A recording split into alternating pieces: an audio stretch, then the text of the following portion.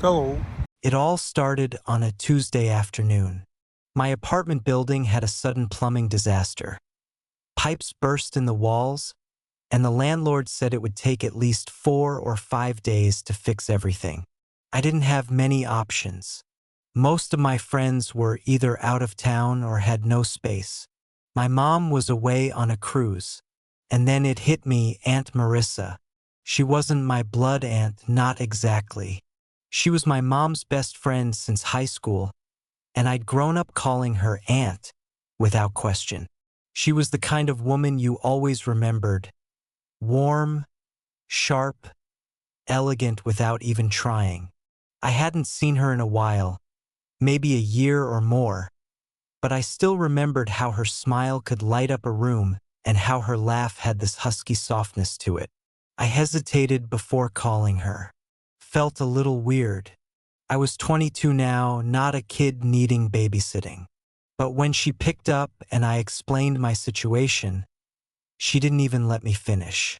"Of course, you can stay here," she said. "Don't be silly.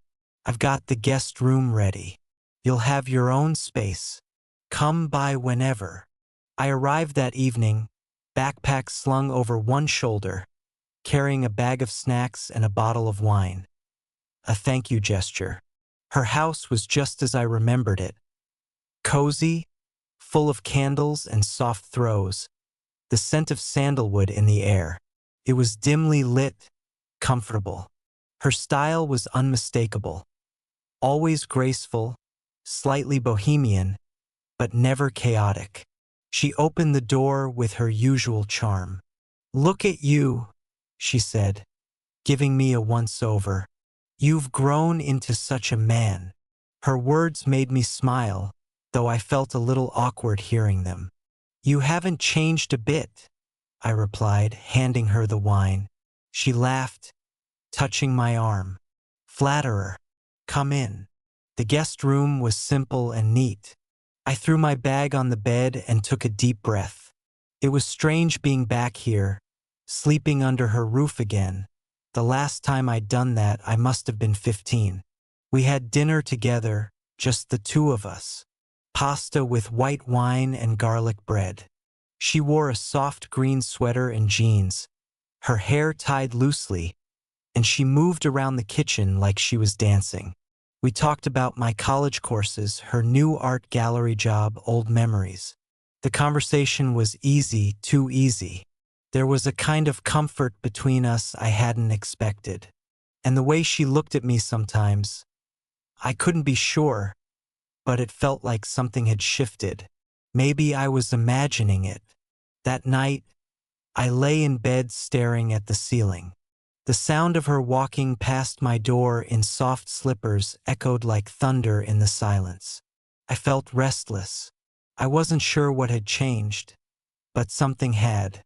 The air in the house felt different, like there was something unspoken floating just beneath the surface. And when I finally drifted off to sleep, I dreamed of green candlelight and her voice saying my name. The next morning, I woke up to the smell of coffee and something sweet baking in the oven. For a moment, I forgot I wasn't at home. The guest room's soft sheets and thick curtains gave it a strange, dreamlike feel. I threw on a hoodie and padded barefoot to the kitchen. Marissa was already there. She wore a long robe, beige with thin gold lining, cinched at the waist. Her hair was damp and fell over her shoulders in loose waves. She smiled when she saw me. "Morning," she said, turning back to the stove. "I hope you're hungry." "I am now," I chuckled, trying not to stare too long. The robe hugged her curves in a way I couldn't ignore. I looked away, pretending to inspect the mug rack. We ate pancakes with raspberries and whipped cream. She sipped her coffee slowly, watching me talk, occasionally licking syrup from her fingers. She asked about girls in my life, casually, but her eyes lingered a second too long when I said I wasn't seeing anyone seriously. The rest of the day passed quietly. I stayed out of her way, reading in the living room and helping her carry some boxes from the garage. She wore leggings and a soft, oversized tee, and at one point, she stretched to reach the top shelf and her shirt rode up just enough to show a glimpse of her toned stomach. She caught me looking, but said nothing. That night, after we both said goodnight, I couldn't sleep. I kept playing back small moments in my head. Her brushing past me in the hallway, the way she smiled when I complimented her earrings, her touch on my shoulder when she handed me a dish. It was innocent, almost, but it didn't feel innocent. At around 11:30, I went to the kitchen for water.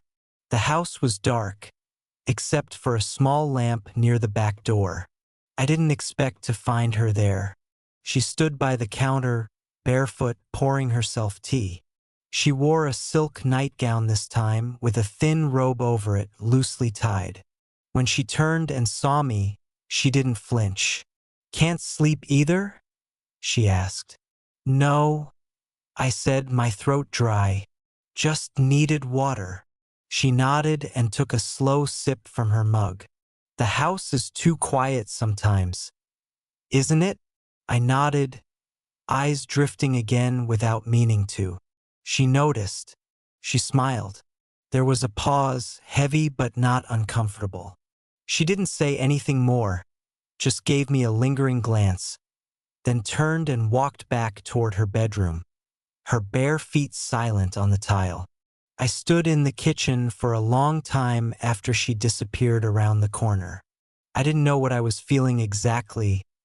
Confusion, curiosity, attraction, guilt. Maybe all of it mixed into one thick knot in my chest. But I knew one thing for sure. I couldn't pretend I didn't feel the energy between us. And it wasn't going away. The next day passed with a strange sort of stillness between us. Not tense, but quieter. Like we were both pretending that late-night kitchen moment hadn't happened. Marissa acted normal, cheerful, calm, but there was something behind her eyes, a softness, a knowing. I helped her organize the hallway closet in the afternoon, standing close as we sorted blankets and old photo albums. At one point, our hands touched over a box of framed pictures. Neither of us moved for a second. "Thanks for helping," she said finally, not looking at me. "Of course." That evening, I retreated to the guest room earlier than usual. I needed space to think, to breathe, to figure out what the hell I was doing. I put on my headphones, scrolled through my phone, and eventually dozed off with a movie playing in the background. I don't know what time it was when I woke up. The room was completely dark, lit only by the glow of the hallway light spilling in under the door. Then I heard it. A soft knock. 3 slow taps. I froze. "Yeah," I called out, my voice barely above a whisper. The door creaked open. Marissa stood there. She wore only a towel. It was wrapped tightly around her chest and reached down to just above her knees. Her dark hair was wet again, strands clinging to her neck. One hand clutched the towel at her collarbone. The other rested lightly on the doorknob. "Hey," she said, her voice low. "Sorry. I didn't wake you, did I?" I sat up. "No, I was just half asleep." "I need a favor," she said, stepping into the room without waiting for an answer. Her bare feet were nearly silent against the carpet. I was too stunned to say anything. "What's up?" I asked, trying to sound casual while my heart was pounding like a drum. She hesitated. "My back. I can't reach a spot. I need someone to put lotion on. Usually I do it myself, but..." She gave a short laugh. "This shoulder's been stiff all day." "Oh, sure," I said, swallowing hard. She handed me a small bottle of lotion, then turned around and sat on the edge of the bed. The towel dipped slightly in the back. Her smooth skin was right there in front of me, warm from her bath, smelling faintly of jasmine and coconut. I squeezed the lotion into my palm, hesitated, then gently pressed my hand against her shoulder blade. She let out a soft breath. My hands moved slowly, tracing the curve of her back, the line of her spine. She didn't speak. Neither did I. The silence between us was louder than any words. Then she looked over her shoulder, her eyes meeting mine. Her expression wasn't teasing. It wasn't unsure. It was deliberate, steady. "You're really good at this," she said, her voice just above a whisper. I didn't answer. The moment hung in the air, suspended like something fragile and electric. She didn't move. Neither did I. And in that stillness, I felt it, that point where everything changes. Where the rules you thought you were playing by suddenly vanish, and nothing feels wrong even though you know it probably should. It wasn't a dream. It wasn't a misunderstanding. It was her. And me.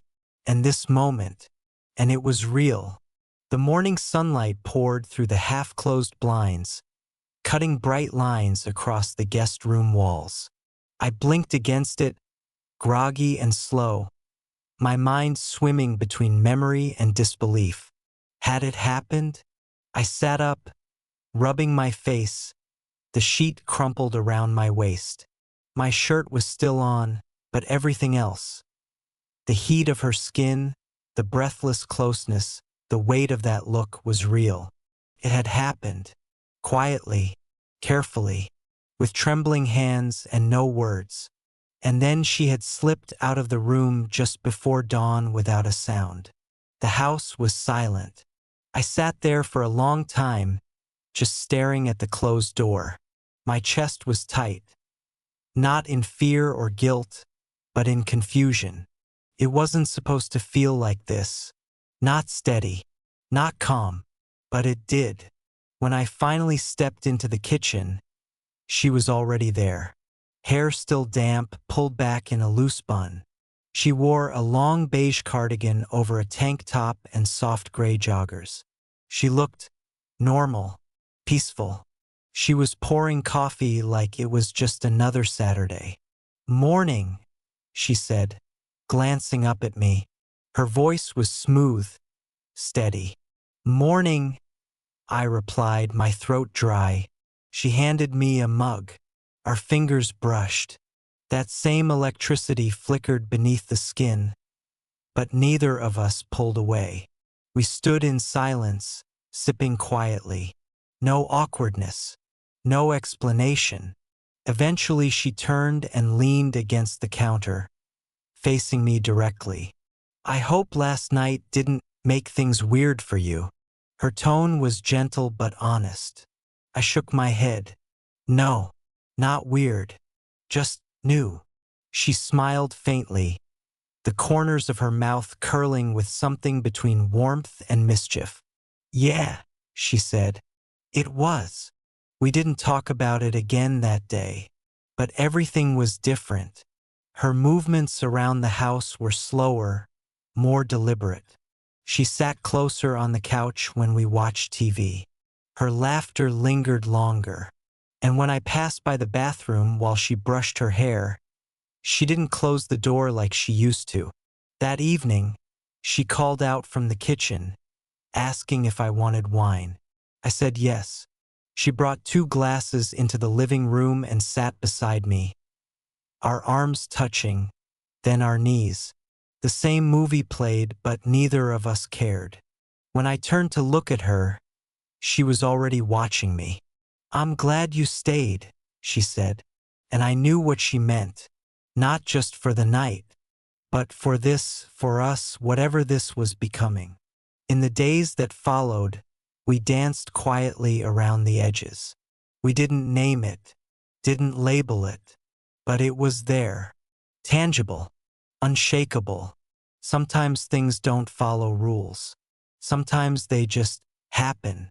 And sometimes, when someone knocks at your door in the middle of the night, wearing a towel and asking for a favor, everything you thought you knew begins to shift.